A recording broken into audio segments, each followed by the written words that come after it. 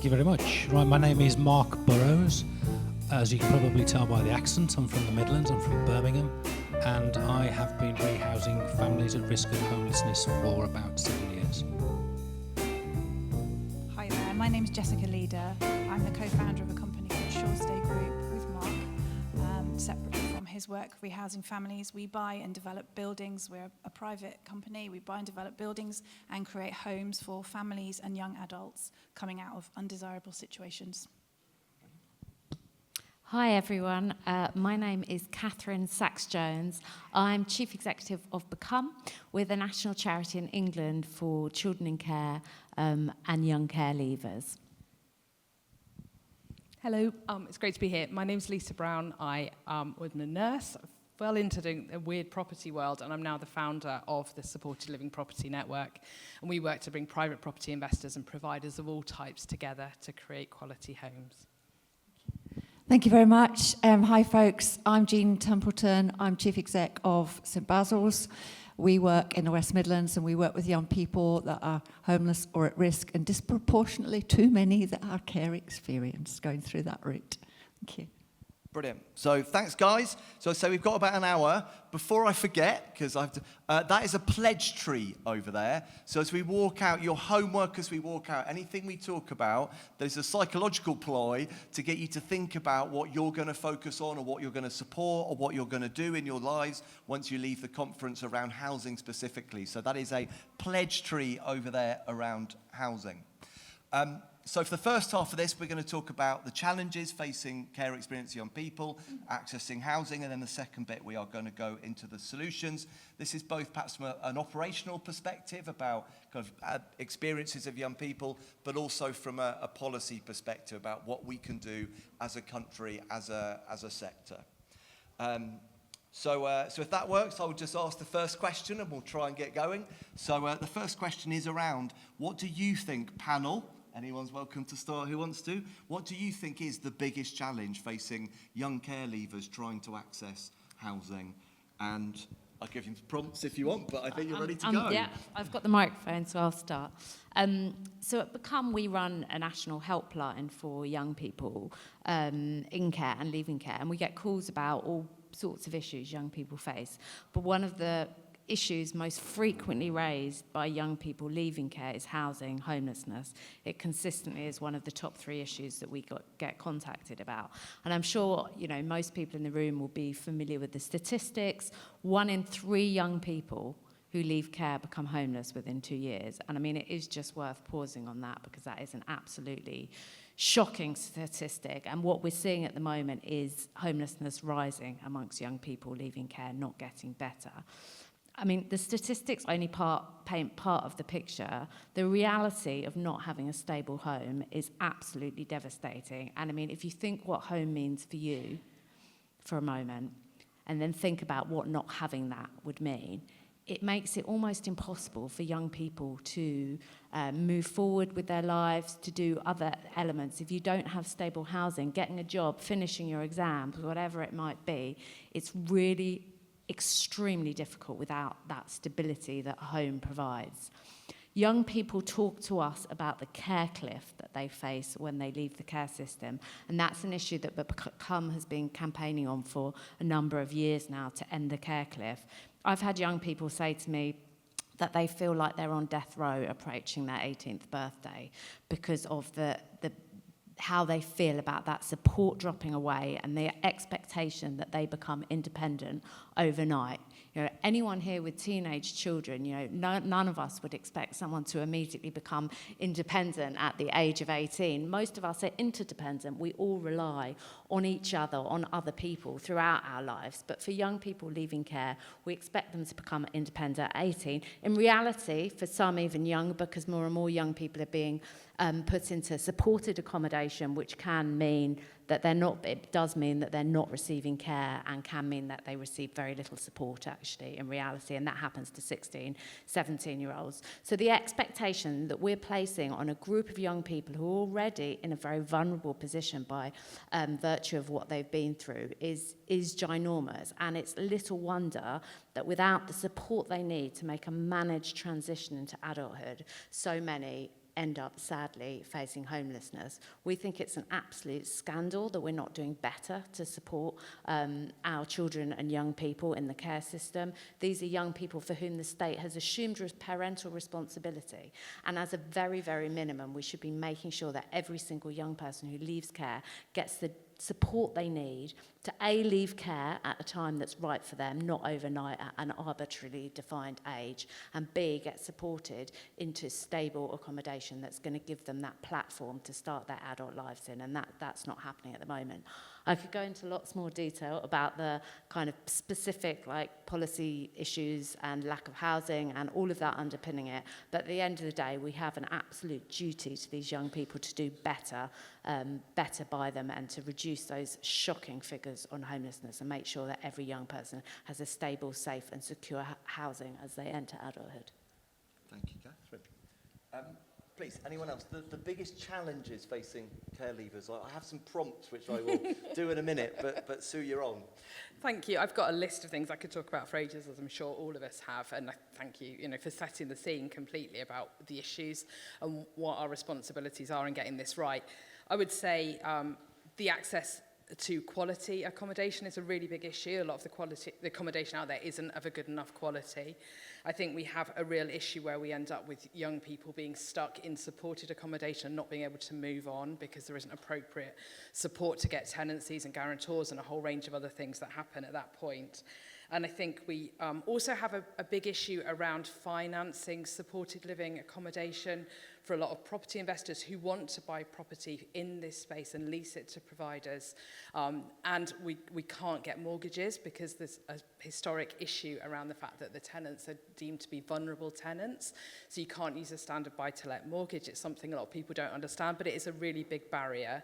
And it's something we've been working on and we've brought new products into the market in this year already, but it's a bigger barrier, and that increases the costs that the public sector end up paying to lease properties when actually they should be able to do them at a buy-to-let rent rate rather than a higher rate. So I think there's a whole host of issues around those things that I could talk about for hours, but we don't have the time, so I'm going to pass on. Going that way, or do you want it? I don't know. Jean, you're on. You're on. Yeah.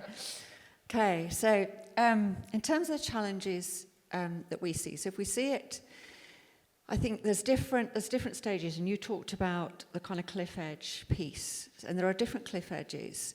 So if it's for young people who are leaving care, we work with some local authorities that do it really well. They start discussing with a young person way upstream. What's your aspiration? What's your ambition? What do you want to do? Do you want to go to college? Do you want to go to university? Do you want to do an apprenticeship? What is the housing option and the housing offer that would underpin what you want to do? And then the really good ones have worked with their commissioning part of the local authority to make sure that those housing options are actually commissioned. The young person can go and visit, can see, can look at the location, can decide, is this right for me? The sort of thing that we would all do with those that we care about. However, we work in some other areas where so we run a number of youth hubs, which is the single point of access for any 16 to 25-year-old who's homeless or at risk, okay? And disproportionately, sadly, we have young people being brought by their social worker on their 18th birthday, their actual birthday, to come to the youth hub to make a homeless application. And again, nobody with bad intentions, because partly never mind all my notes. Partly the pressure that everyone's under, the lack of genuinely accessible, affordable accommodation, all of those things. So I'm not saying these are bad people doing bad things here. This is not what it's about. This is systemic. Then we've got, so that cliff edge, then there are those disproportionately in our accommodation, sports services and accommodation, 42% of young people are care experienced. And in our transition centre for serially excluded young people, 75% are care experienced. So those cliff edges that you're talking about, they're at all different parts, and listening to the young people in terms of the youth voice, it's that continuing thing. And we don't have a youth housing offer in this country. Unless you go to university, There's loads of student accommodation. It's very expensive, but it's there. That is the only youth housing offer. Stay at home if you're lucky and you've got family and you've got resources. 9% of renters, Bank of Mum and Dad funds it. Bank of Mum and Dad is the 11th largest mortgage lender. Okay? But what do we do for folks that don't have the resources? No. And then you see this tumbling and tumbling and tumbling. And some of the young people in our transition centre for seriously excluded have had over 160 placements between the age of 5 and 21. How would you ever feel anybody really actually thought you got any future? I'll stop there, otherwise I will go on. Britt, there was a lovely slide on the previous bit where it says, home is not a placement, which I thought was, I've never heard that phrase before, but I thought that was lovely. Guys, the biggest challenges faced by care leavers to access housing? We're coming at this from the slightly different perspective of the housing side. So we provide housing rather than supporting through the care system, but we still are at that point where we are picking up from ending care support. And it's really astonishing how many tenants conversations we have where people don't know how to exist as adults. Not astonishing because they should know, because they can't from the experiences that they've had, but it is again reiterating the lack of support at that point. And there's a lot of backlash around tenants who leave their accommodation in terrible situations and without much care for it. But if you don't know how to control a radiator valve to turn the heating up or down, I've had that conversation with a 35-year-old man. Oh, I didn't know you could turn the valve up. It's boiling in here. Yes, it is. You know, they don't know simple things, and so the level of detail that you need to provide to support people in how to function, how to turn an oven on, how to... I don't want to paint a picture of totally useless human beings by any means, but it is surprising the amount of conversations where basic functioning of homes is really hard. It's been done for them in a care environment often where you've mentioned, Jean, some councils are better at supporting children and young adults into that phase and versus others which are not. But it is, you know, the lack of support and the need to be independent when actually you aren't is a huge problem. The funding side of it, Lisa mentioned mortgages, is a huge problem for us in our business where we're not able to provide housing for everybody we want to provide it to because we can't afford to, and our profit margins are really small. We need to just be a sustainable business so we can continue to support as many people as possible. But the ability to buy at the scale we'd like to buy at isn't there because we would crumble financially if we wanted to do that. There was a third point that I wanted to make as well. The standard of housing, which has been touched on a little bit. Our mission is to raise the standard of housing in social impact property because housing is your foundation for everything. Your environment builds your self-worth and your value and your self-perception. And if you live in a dive and that sets your bar for what adulthood is like, that isn't the way to send people off into the world. And sadly, that is often the experience that care leavers have. We're trying to raise that. We're one company, you know, but that's a real problem. And you'll probably talk about that in yours as well. God, can't these lot talk? I won't talk as much as them. Housing. I started doing this about 7 years ago. And it is to... The reason that I got involved in this was for becoming a volunteer in the outreach team in Wolverhampton. And I then ended up connecting with a guy who is in West London Housing Alliance. He's a housing inspector. And I very quickly learned that because of what I was doing with outreach, there was a connection there with being a landlord, personally being a landlord myself. He came to me and said, we have families that are at risk of homelessness.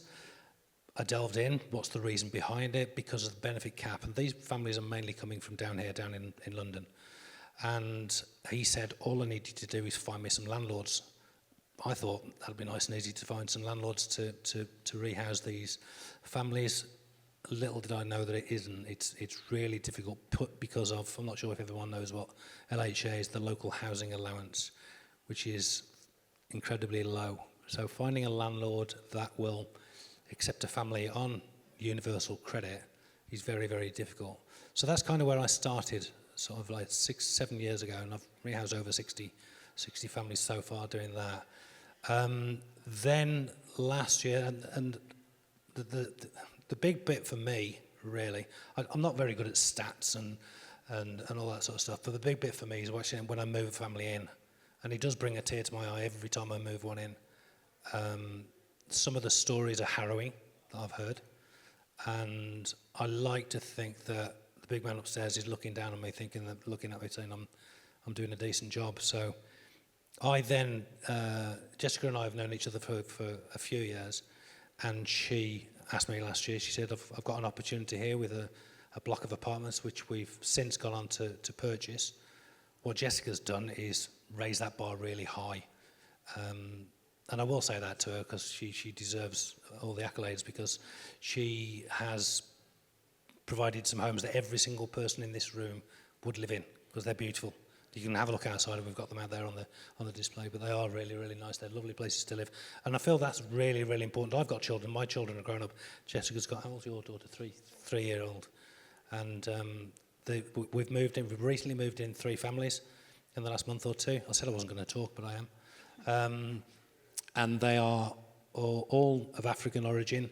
None of them know each other. We've moved these 3 families in. They've all got 2-year-olds as well. And I am conscious that I need to make sure that the tenants are going to get on with each other. So when I find out where the families are from, or I say us, we then place the families in a block of 11 flats and put them together. I've got some wonderful stories and photographs of them where they all go to the park together. So that's the bit that I try to do. Yeah. Brilliant. Thank you all. I think that frames it really well, and I think I'm about to agree with what everyone said. There is the children's home sector and the foster is highly regulated, and there's a lot of investment into young people. But I also second there's a lot of care leavers coming out who aren't actually ready to manage their own home, either emotionally or with life skills. I think that's a real challenge. I don't think we're quite answering it. And obviously, once the care journey's finished, then obviously the Children's Act kicks in and the Housing Act kicks in, because Section 17, Section 21, some people will probably know what I'm talking about. So there is a guarantee of housing for people who are looked after or who have care experience through to the age of 25. But of course, that doesn't come with support, and local authorities are very cash-strapped, so the provision is quite minimal. And I think there's a real challenge there about doing something which is actually not just housing, but a platform for future life. And I think we're missing a trick there, because people are meeting a legal minimum, not actually delivering change. And then, of course, there's the housing piece. If they're not banker mum and dad, how are young people who are coming through the care system meant to cover above LHA rent, meant to put a deposit together or buy a house? Because rents, I mean, I was joking with the panel, for I'm quite old. When I first started working, private rents in London were unaffordable, but the rest of the country was like, yeah, we could get people. Now I'd say that all the metropolitan areas are unaffordable for people on a low income who are starting out, if not spreading wider. And this housing crisis is creeping and causing a massive challenge. So I think that's now going to frame, I hope, as we're now going to be positive, because we're now going to look at the solutions. So I think there's life skills. There's availability of accommodation, actually. That's financing was talked about. And I'd split the availability of accommodation into supported and longer-term independent as well. And then it is about affordability as well. And there has to be some subsidy. There has to be a pathway for young people to move into housing if they're going to afford it, because the market is not working for young people. So if I frame it that way, panel, then let's, any solutions you want to go for? Who wants to go first? You're on. Should we follow the same? We'll follow the same order. So I think that's a helpful framing. I'd probably just challenge one thing you said, in that there's a lot of investment in foster care and residential homes. I think there's quite a lot of money. Regulation. You said regulation and investment. And I think although there's quite a lot of, it's true there is a lot of regulation, that doesn't necessarily always correspond to quality. And with investment, there's a lot of money in the system, but actually a lot of it is being shifted increasingly to crisis fighting, and I think that rather than early investment and early support.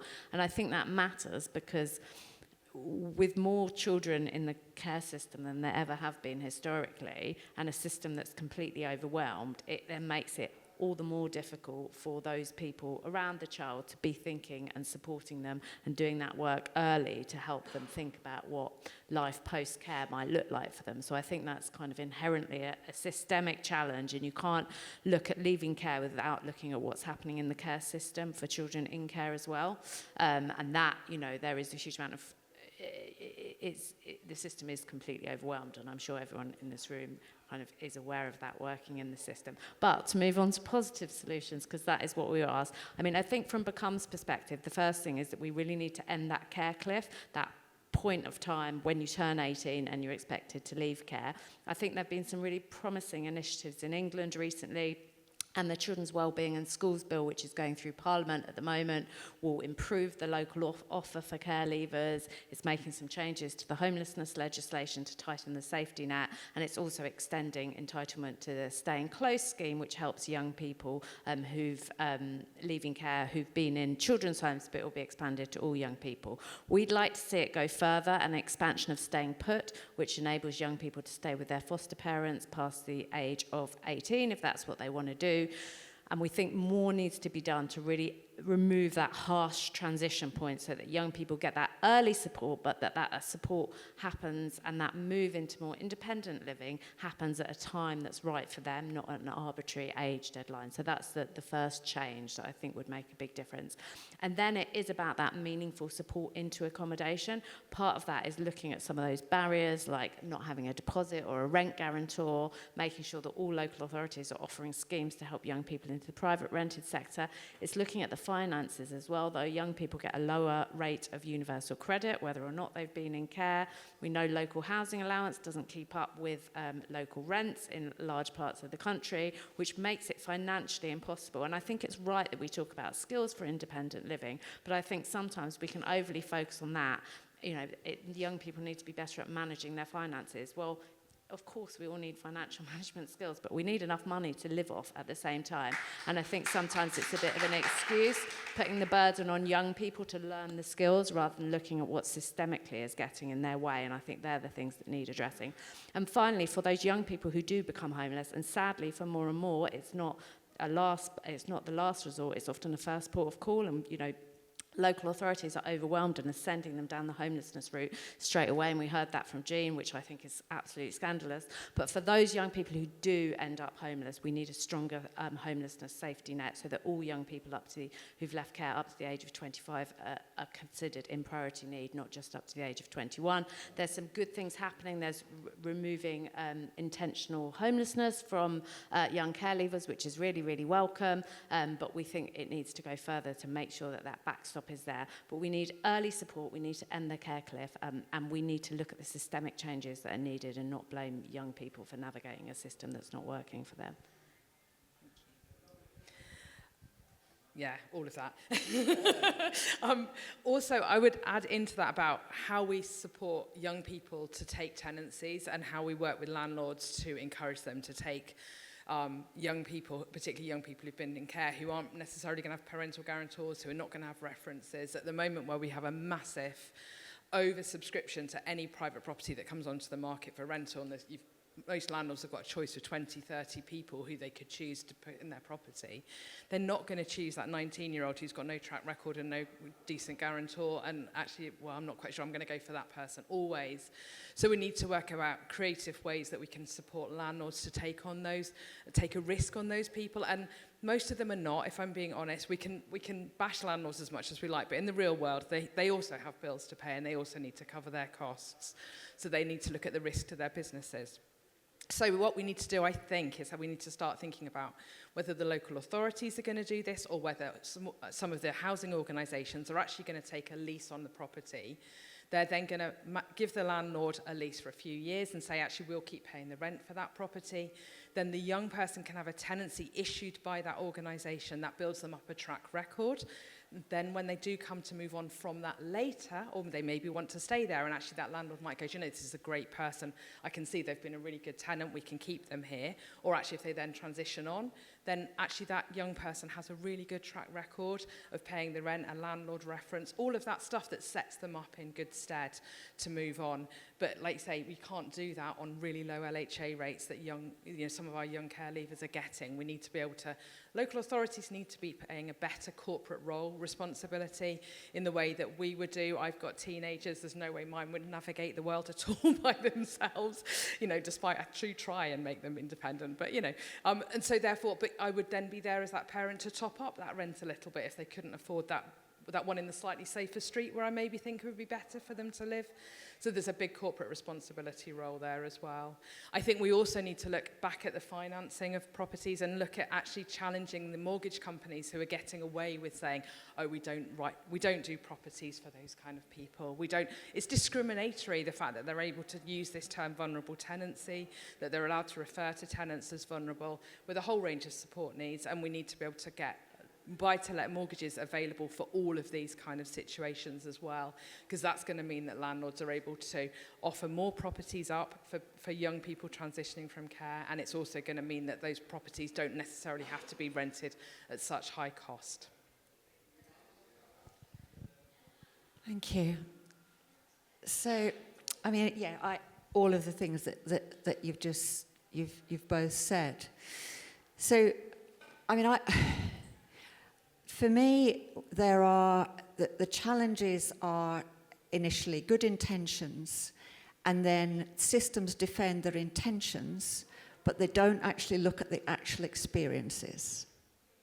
And we all do it, all in our systems. We kind of have hard-baked defense mechanisms often built into our systems. And the reality is, and it's, obviously, it's much clearer in terms of young people that have come through the care system, because there is supposed to be a corporate parental responsibility there. And how badly, generally, do we do that to see the disproportionate fallout into all of the parts of the systems that we don't want? It seems to me as well, there are so many kind of policy issues around housing that are also siloed and don't work. And there's some significant regulatory and legislative pieces that are going through at the moment. And I really, if you're not in housing, they probably go like that, and I don't blame you, because the Supported Housing Regulatory Oversight Act, which was enacted in 2023 and is not yet implemented, that is going to have huge, huge implications in relation to supported housing. Many of them good, because it will bring licensing to supported housing providers. It will bring standards. It will be very similar in a way to what Ofsted have recently done for those that are providing supported housing for 16 and 17-year-old care leavers.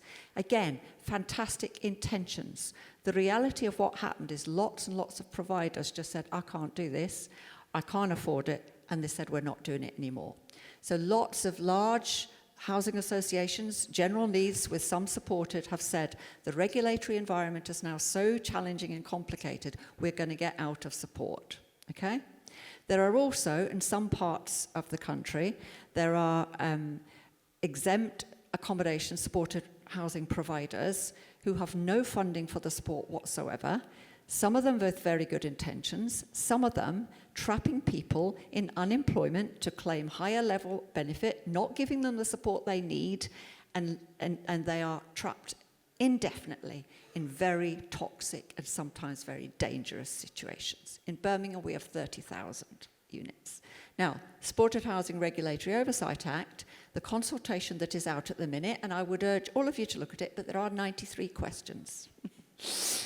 But that is actually, once that consultation is completed, once implementation comes through, the good thing will be that every housing authority, now that is not your county councils, that is your district housing authorities, as well as your unitary authorities, they will be required to do a supported housing needs analysis, to develop a supported housing strategy, and then to license providers who will deliver on that needs analysis and that strategy. So control will come back to local housing authorities. And it's really important that all of the children's services, that all of the different parts work with their local housing authorities to make sure that is a proper analysis of need. Now, again, the challenge is that local authorities will get new burdens funding for a short period of time to introduce this. But then the charge is likely to come through the license applications. There is no comment at the moment about how providers would be funded, either to provide the support, and as we know, supporting people funding from 2001 is way less than 50% now than it was in 2001. So support funding has diminished, costs have gone like that, needs have gone like that, providers have gone like that, other than those that have managed, not other than those, but some who have managed a way around to make more money because the LHA is so low. So we have a really, and I won't use the word, but shall we say, a bit of a screwed up system, right? We have a screwed up housing system.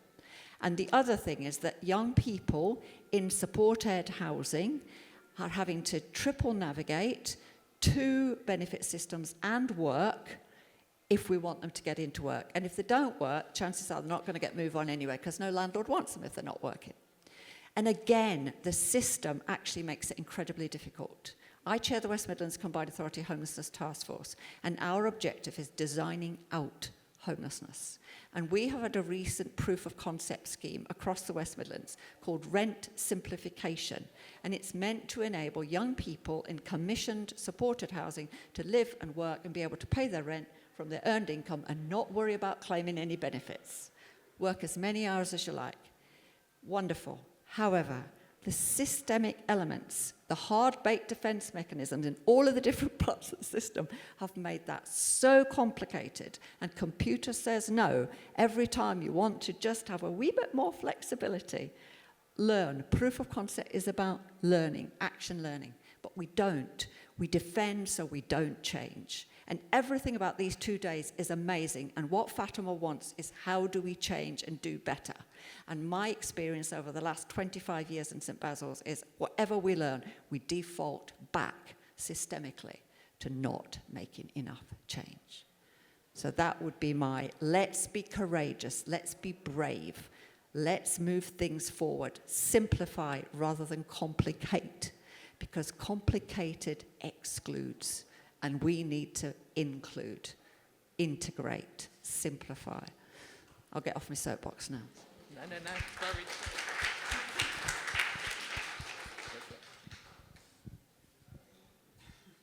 See that? You've got to go to the pledge tree, Jean. You need to get stuck in.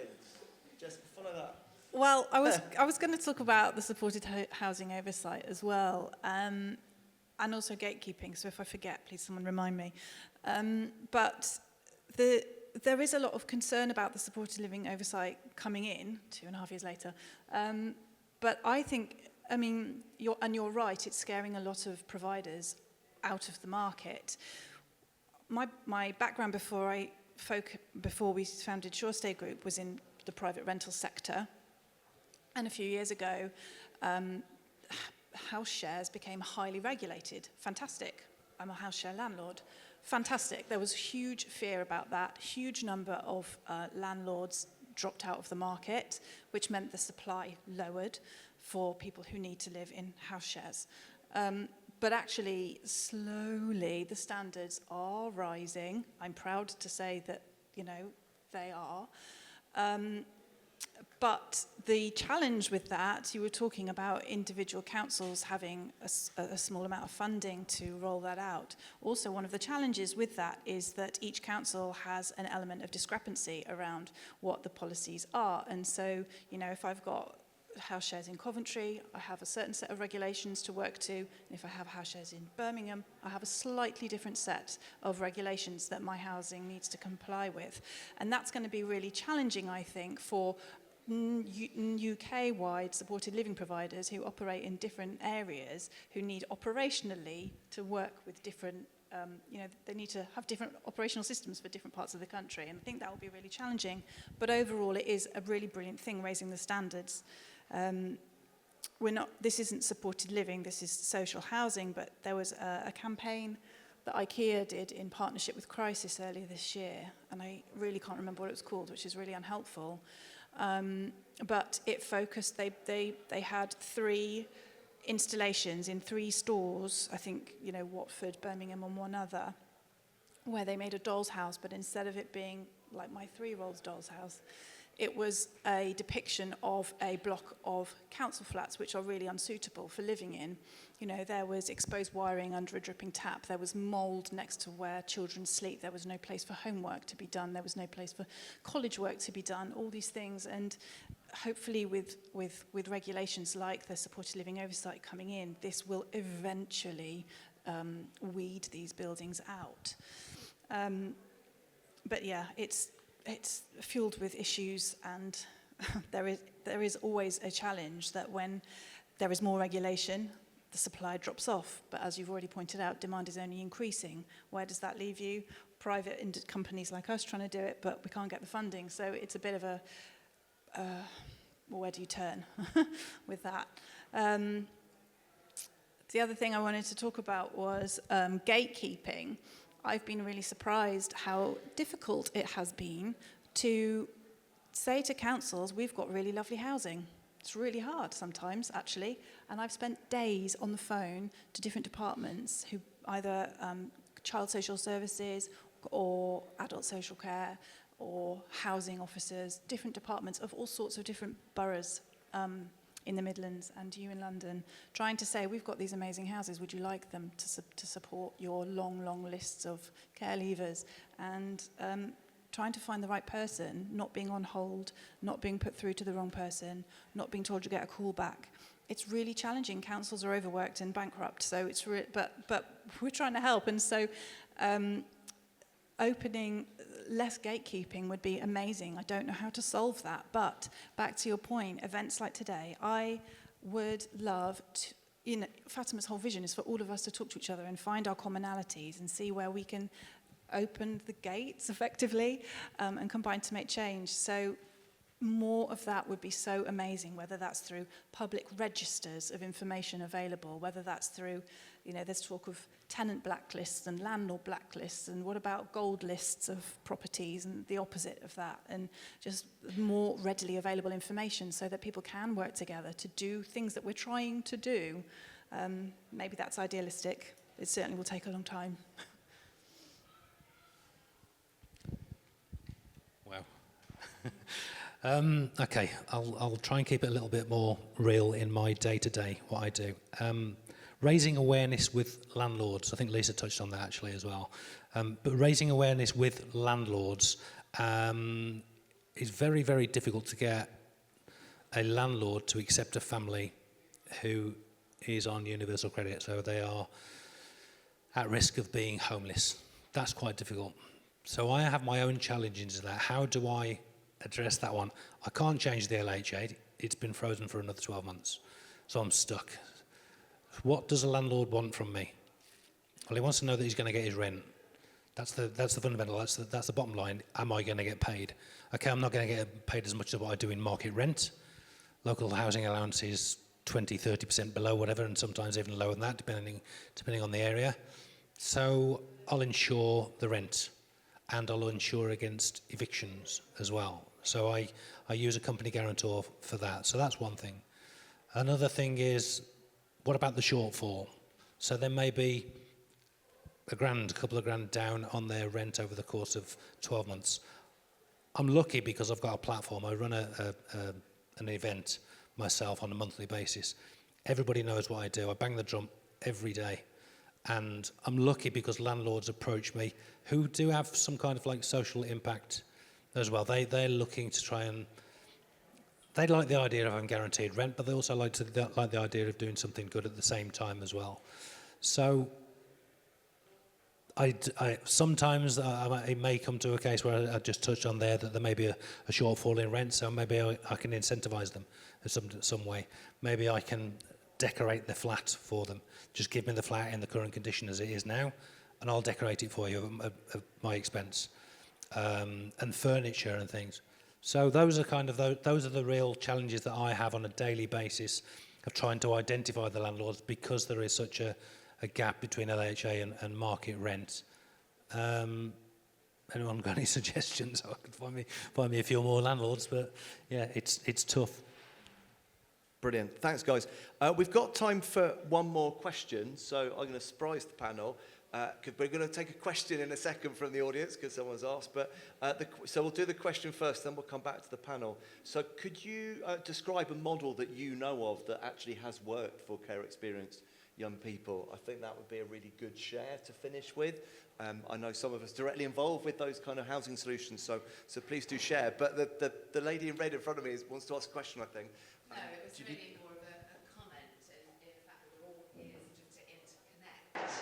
And 50% of the non-looked after community go to university and if we're going to have high aspirations for our children, then we need to be looking at making sure that their education is such that they're able to pay for their own accommodation, buy their own houses. And it's about looking at what has gone wrong earlier on that means that we're, for an hour, talking about social housing rather than thinking of having high aspirations for these young people. No criticism, but we want them to buy their own homes. We want them to have what our children have. And what needs to happen? What can business do to support our young people and give them jobs?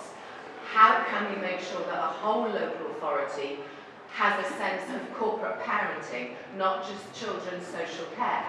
How do we make sure that when you phone up a local authority, people know what it's all about, even if they're not in children's social care? There's a lot of other questions about interconnectivity, about how we can achieve the very best standard of housing for our children by giving them autonomy. Yeah, great challenge, thank you. Part of me goes, well, there's employment and other areas coming up, so I think we're going to stick to housing, but please, that aspiration thing is key. I think many of us are involved with those who don't prosper, and that's our role, perhaps. But we're going to answer the question, but we're also going to stay in lane, and we're going to do my question as well. Do you want to add to that before? The lady makes a really powerful point. So as a social worker here today, you listen to the panel, I really understand everything you've said, but as a care experienced individual, I really struggle with it, because we live in a society that has an aspiration for citizens to own their own home, and there isn't I'm very fortunate now at my age, and I managed to do that, but with real struggle, and I don't stay in the same kind of house that my colleagues who earn the same money off me do, because I've started at a slightly different deficit. When I went to uni in my 20s, and I did share a flat with other students, and I made a joke going, it's clear none of you had to go through a pathways assessment. They didn't know how to make toast, they didn't know how to pay bills, but no one actually bothered. And I think there's a balance between making sure there's options for different varying needs, because we're not a homogenous group, but by doing various options, it shouldn't exclude us from being able to pursue what the average citizen is encouraged to pursue. And some of what I hear suggested is a collusion with a market, as opposed to there is a failure of the state when they accommodate the child to understand at some point this child will have housing needs. And we are actually willing to spend thousands of pounds on placements a week, but we're not willing to provide the same financial support that parents provide to get on a property ladder. And I really thank you for being able to speak up and say.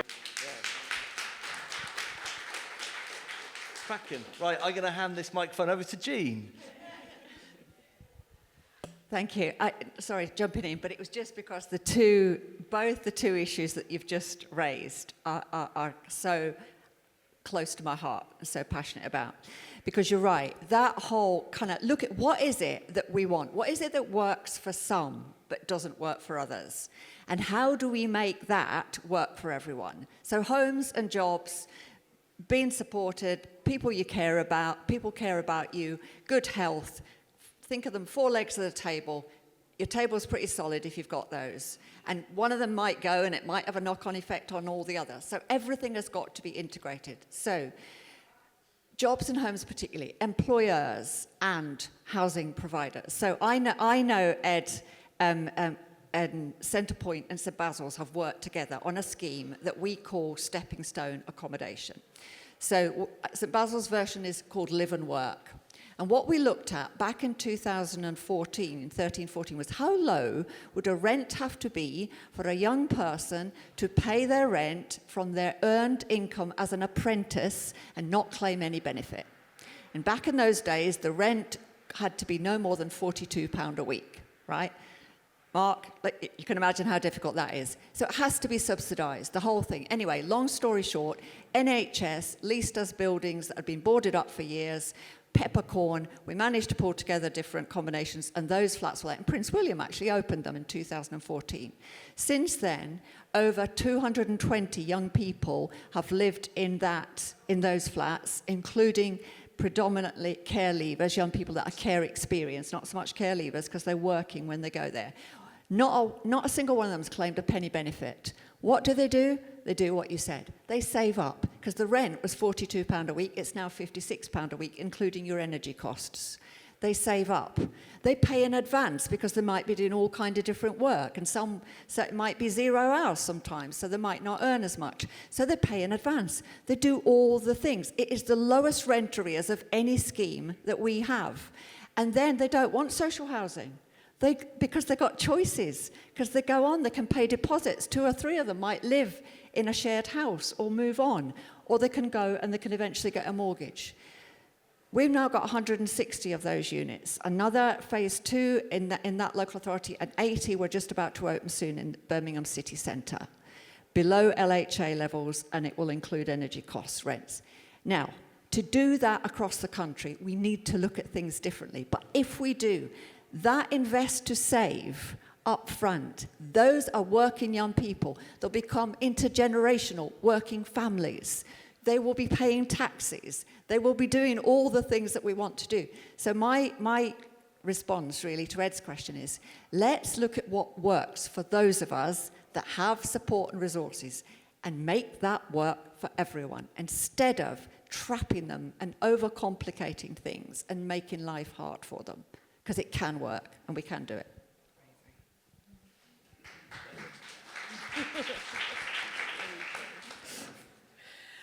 I think that there's so much good work being done, and I think it's really easy to sit here and kind of feel like there's a lot of negativity, and there is so much really great work being done all over the place. But I think your point's so valid about mortgages and about that responsibility and that feeling that you feel like you're behind your peers because you didn't get that leg up. And obviously not every family is in a position to give their children a deposit to help them with that. But is there something around that corporate responsibility of local authorities to actually be giving a deposit? Because when you look at the long-term costs of housing people in all the other housing situations, it's probably far less costly, isn't it, to give someone that money to give them as a deposit to step up. So that, to me, seems like a really logical thing. Thanks. I think the point about aspiration is so important, and something that we hear from young people all the time, that the expectations of them are low from professionals around them. I was talking to a young man we worked with recently who was a refugee, and he told his social worker that he wanted to go to medical school and be a doctor, and the social worker laughed at him. And he came back into the social worker a few years later saying that he'd just completed his medical degree and is on course to be a doctor. You know, we work with young people who are lawyers, who want to go into academia, and young people who are raising families, who are forming relationships. It looks different for everyone because all care experienced young people are individuals, and we do have a tendency to take a deficit-based approach rather than an asset-based approach as a society, and to look at it as a problem rather than incredible, amazing, inspiring young people who need the right support and the systemic change to enable them to pursue their dreams and their goals. And I think housing has to be a building block in helping young people get there, but too often the system gets in the way rather than supports young people. And so often young people say to me, like, I feel like one of the lucky ones, and I got where I am, in spite of the system, not because of it. And that, it shouldn't be that you're one of the lucky ones because you've been able to, fulfill your dreams and goals. That should be the basic aspiration for every single young person.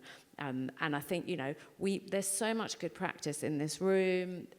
it is about how do we get that systemic change that embeds that good practice so that we give every young person the stable platform to start out in life and to achieve what they are capable of and that they want to do, and not limit them with our own expectations and the stigma that they face, but enable them to fulfill their aspirations and to fulfill their dreams, because they are limitless. And I think it can be, when you're in rooms like this and we're talking about these issues, it can be quite depressing. But then when you hear the panel of young people who are speaking, and that incredible speech that young woman gave, it's so inspiring. And I think we have to take our hope and our inspiration from care experienced young people themselves and listen to what they want, and that's the way that we'll really get the reforms that we need to the system. Thank you. So, a solution you want to share? Well, we're talking a lot about systemic change. That's one type of change, and that's obviously going to be the only way to roll things out at a large scale to drive change across the country. That's not the only type of change, though. There is individual change, and you've talked about inspiration and aspiration. I'm going to go back to your pledge wall. How many people in this room or in this building own a company? How many people who own that company could open up, okay, I'm going to make sure I start a shadowing scheme, or I open up an opportunity for X role to make it possible for somebody who is care experienced, who doesn't have that support or mentoring, to come and have that in my business. If you have one, if you have that opportunity, that's your opportunity. Go and stick it on the wall. So, yeah, there's things that you can do on an individual level, and although they're not going to solve the problem, they will for someone. And hopefully by setting an example, you'll get followers in that example. I wanted to say something else, and I forgot to bring my notepad to the panel, so I've forgotten what it was. So if I remember, I'll say it again. I shall finish on a positive note. And the experiences I've told you before about the families that I've moved, 99.9% of them are very, very grateful, because we fetched them off the steps from the councils down here, down south.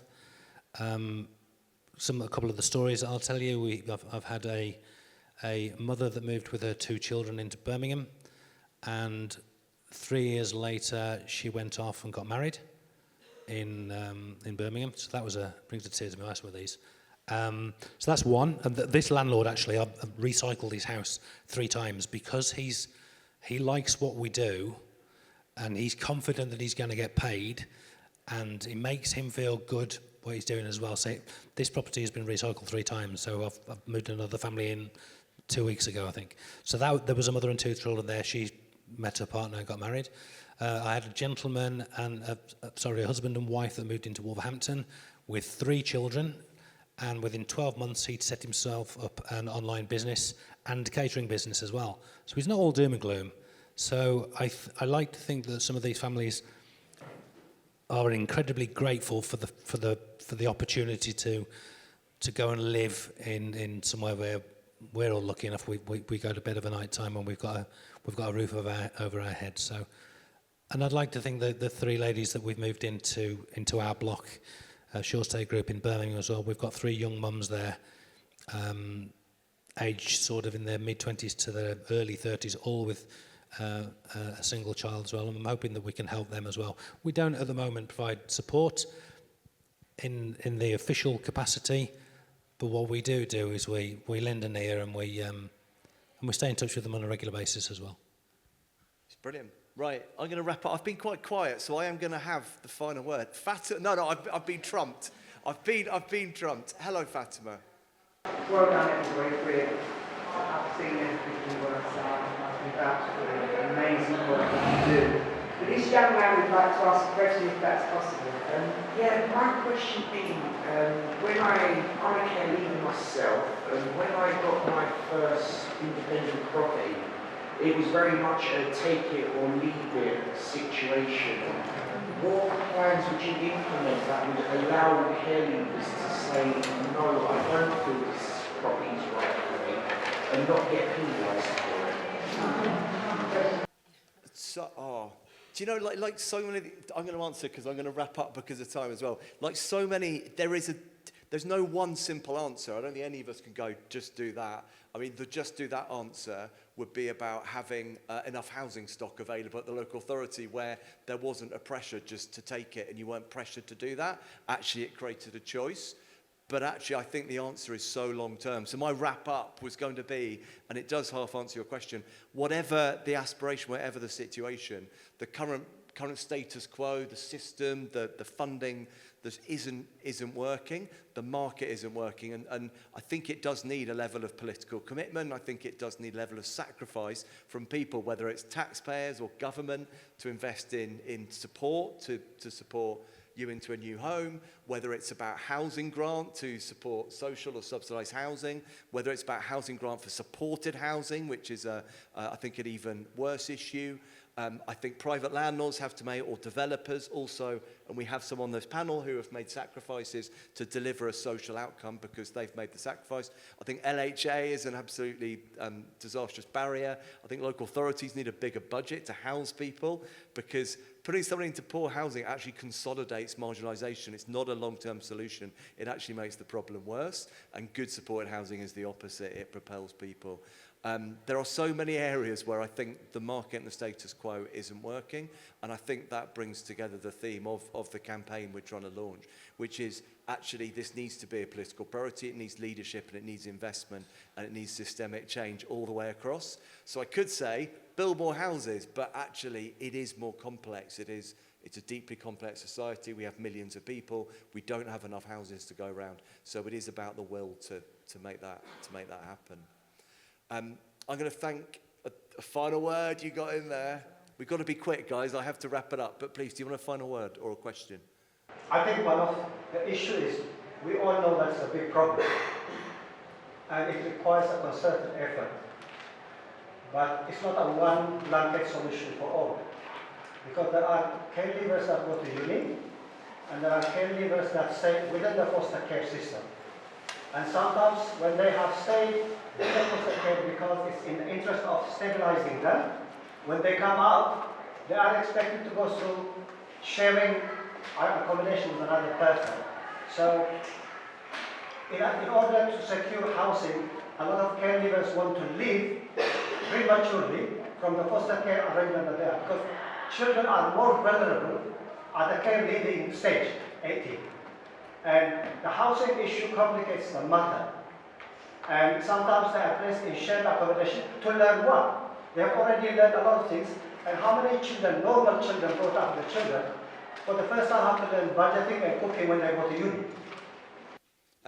Please, thank you so much. That's a brilliant framing of the problem. It is the challenge. Thank you. I'm going to wrap up, although someone said there was a hand up.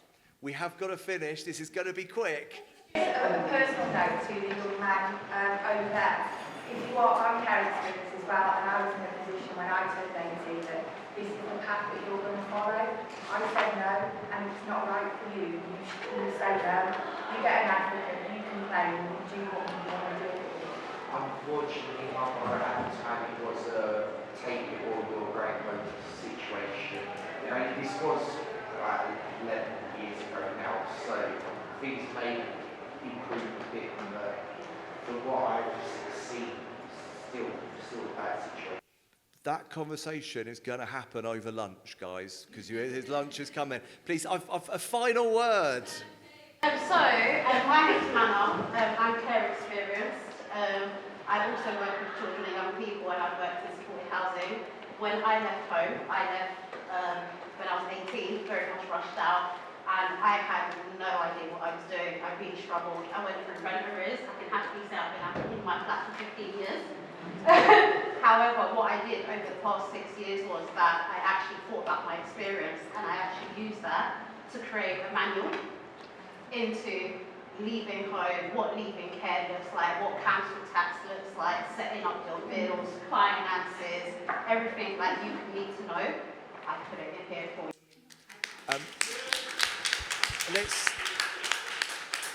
Thank you for inspiring us. Thank you for sharing. If you come and grab me afterwards, I'll make sure that gets sent out with the slides and all of that lot. But thank you. I'm going to thank the panel. I need to Jean, to Sue, to Katherine, to Jessica, to Mark. Enjoy the rest of your day. Thank you very much.